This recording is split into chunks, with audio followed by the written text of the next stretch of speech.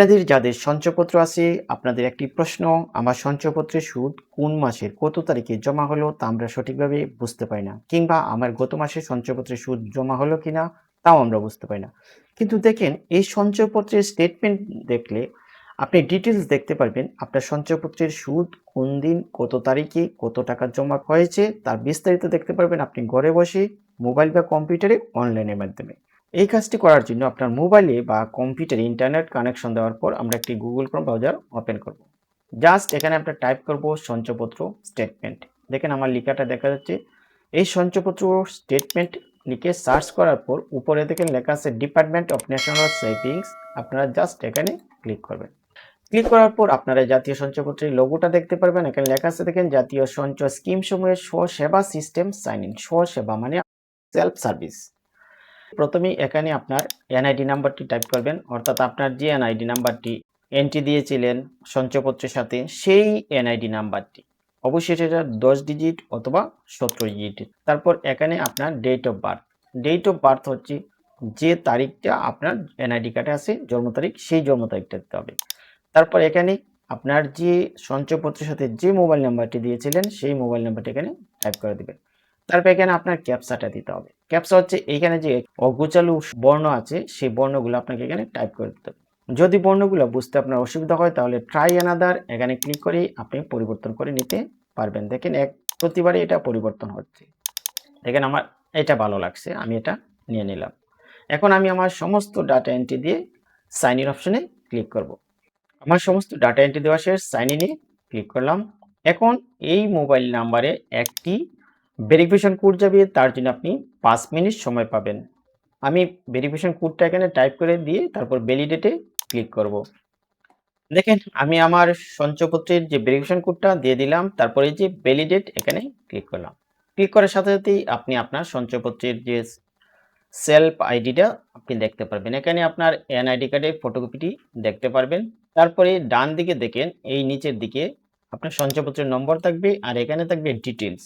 এই ডিটেলসে যদি ক্লিক করেন আপনি সঙ্গে সঙ্গে দেখতে পারবেন আপনার সঞ্চয়পত্রের সমস্ত বিস্তারিত তথ্য। দেখেন এখানে আপনার সমস্ত বিস্তারিত তথ্যই দেখতে পারবেন এবং নিচের দিকে যখন আসবেন তখন আপনি দেখতে পারবেন স্পষ্টই আপনার টাকাটা কোন হিসাবে জমা হয়েছে। দেখেন নগদানের তারিখ, অর্থাৎ কত তারিখ আপনি এই সঞ্চয়পত্রটা খুলেছেন সেটা, এবং কত টাকা মুনাফা সেটা, এবং আয়কর কর্তন কত টাকা হয়েছে তাও দেখতে পারবেন। এবং পরিশোধের অর্থাৎ কার নামে গেছে এখানে আপনার নামটি দেখতে পারবেন এবং এখানে আপনার ব্যাংক অ্যাকাউন্ট নাম্বারটি দেখতে পারবেন এবং টাকাটি পাঠানো হয়েছে ইএফটির মাধ্যমে তাও দেখতে পারবেন এবং কত তারিখ ইএফটি করা হয়েছে সেই তারিখটি আপনি এখানে দেখতে পারবেন এবং কত টাকা আপনার অ্যাকাউন্টে জমা হলো আপনি এখানে দেখতে পারবেন। এই তারিখগুলা সবসময় এক থাকে না। এখানে আমাদের বিভিন্ন জনের প্রশ্ন, আমি সঞ্চয়পত্রে সুদ পেলাম কি পেলাম না, টাকা আসলো কি আসলো না। আপনার ব্যাংক নাম্বার যদি অ্যাক্টিভ থাকে এবং সঠিক থাকে তাহলে অবশ্যই এই যে দেখেন ইএফটির তারিখ, এই তারিখে আপনার টাকাটি আপনার অ্যাকাউন্টে জমা হয়ে থাকবে। অবশ্য তারিখটি সব একই তারিখ থাকে না, ভিন্ন তারিখেও থাকে। যেমন এখানে দেখতেছি 20 তারিখ, এখানে 22 তারিখ, এখানে 20, এখানে 21, এই ধরনের তারিখগুলো এলোমেলো হয়। আবার এখানে 24 তারিখও দেখা যাচ্ছে। কাজেই এই তারিখের গড় মিল নিয়েই আমাদের বিভিন্ন জনের প্রশ্ন।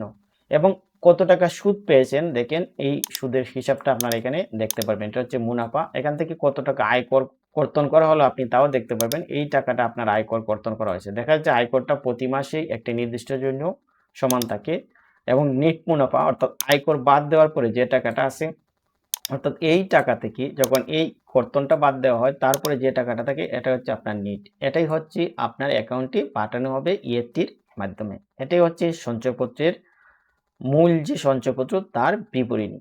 এভাবেই আপনারা এই সমস্ত কাজগুলা করার পর আপনি চাইলে এটা এই যে উপর দিকে দেখেন একটা ডাউনলোড আইকন আছে, একটা প্রিন্ট আইকন আছে। আপনি প্রিন্ট করে নিতে পারেন, ডাউনলোড করে নিতে পারেন। যদি প্রিন্ট আইকনে ক্লিক করে দেখেন সেভ এজ পিডিএফ দিবেন, সেভ এজ পিডিএফ সিলেক্ট থাকবে, তারপরে সেভ এ ক্লিক করবেন। সঙ্গে সঙ্গে এটা এখানে এসে সেভ এ ক্লিক করব, এটা সেভ হয়ে যাবে। অর্থাৎ আপনার সঞ্চয়পত্রটি এভাবেই তার ডিটেলস প্রিন্ট করে নিতে পারবেন বা ডাউনলোড করেও রাখতে পারবেন। সমস্ত কাজ যখন কমপ্লিট তারপরে আপনার নামের সাথে একটা ড্রপ ডাউন মেনু দেখবেন, এখানে ক্লিক করে তারপর সাইন আউট দিয়ে বের হয়ে যাবেন। তাহলে প্রিয় ভিউয়ার্স আজকে ভিডিওটি এই পর্যন্ত। আমার ভিডিওটি ভালো লাগে অবশ্যই আমার চ্যানেলটি সাবস্ক্রাইব করে আমার সাথে থাকবেন। ধন্যবাদ সবাইকে।